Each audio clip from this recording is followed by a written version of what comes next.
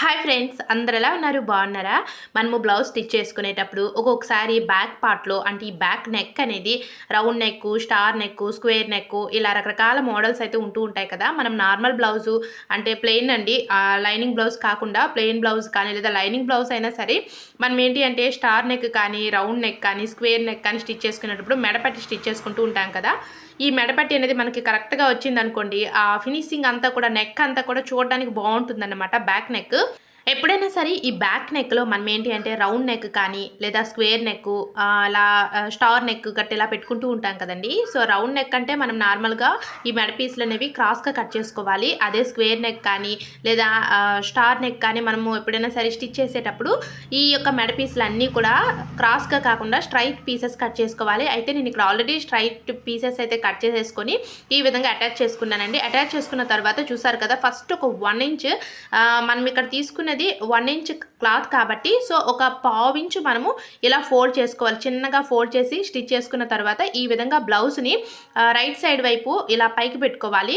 Wrong side వైపు మనకి క్రిందికి ఉండాలి. ఇలా రైట్ సైడ్ వైపు నుంచి కూడా మనము మెడపట్టిని ఈ విధంగా స్టిచ్ చేసుకోవాలి. ఇక్కడ చూసారు కదా, ఇది స్టార్ నెక్ అన్నాం కదా. ఈ స్టార్ నెక్ దగ్గరికి వచ్చేసరికి ఇలా క్లాత్ని ఇలా కొంచెంగా ఇలా ఫోల్డ్ చేసుకోవాలండి. అంటే ఇక్కడ మనకి చిన్న ఫ్రిల్ పెట్టుకోవాలన్నమాట. చూసారు కదా, ఇలా చిన్న ఫ్రిల్ పెట్టుకుంటేనే మనకి బాగుంటుంది.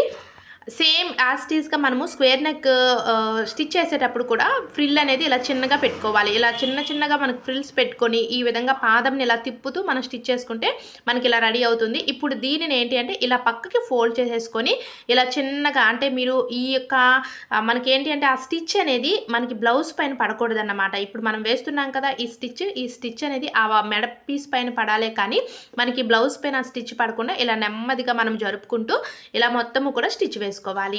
అలాగే మన ఛానల్లో టైలరింగ్ వీడియోస్ అయితే ఉన్నాయండి. చాలా సింపుల్ మెథడ్లో బ్లౌజ్ కటింగ్ కానీ blouse front part models, so చాలా అంటే చాలా సింపుల్ మెథడు. స్టిచ్చింగ్ రాని వాళ్ళకు కూడా చాలా ఈజీగా, బిగినర్స్ అయితే చాలా అంటే చాలా సింపుల్గా నేర్చుకోవచ్చు. మంచి టిప్స్ కూడా ఉన్నాయి. సో తప్పకుండా చూడండి. మీకు నచ్చితేనే మన ఛానల్ని సబ్స్క్రైబ్ చేసుకొని పక్కనే ఉన్న బెల్ ఐకాన్ కూడా క్లిక్ చేసి ఆల్ని యాక్టివేట్ చేస్తే నేను చేసే ప్రతి వీడియో మీ ఫోన్కి నోటిఫికేషన్లో వస్తుంది. అలాగే మీరు ఫస్ట్ చూడగలుగుతారండి.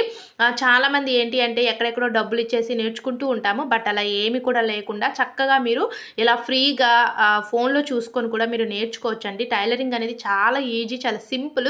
మనం ఏంటి అంటే కొంచెం హార్డ్ వర్క్ చేయాలి. హార్డ్ వర్క్ చేసామనుకోండి ఇంకా సక్సెస్ అయితే మనంటే ఉంటుంది అంటారు కదా. సో అలా అన్నమాట.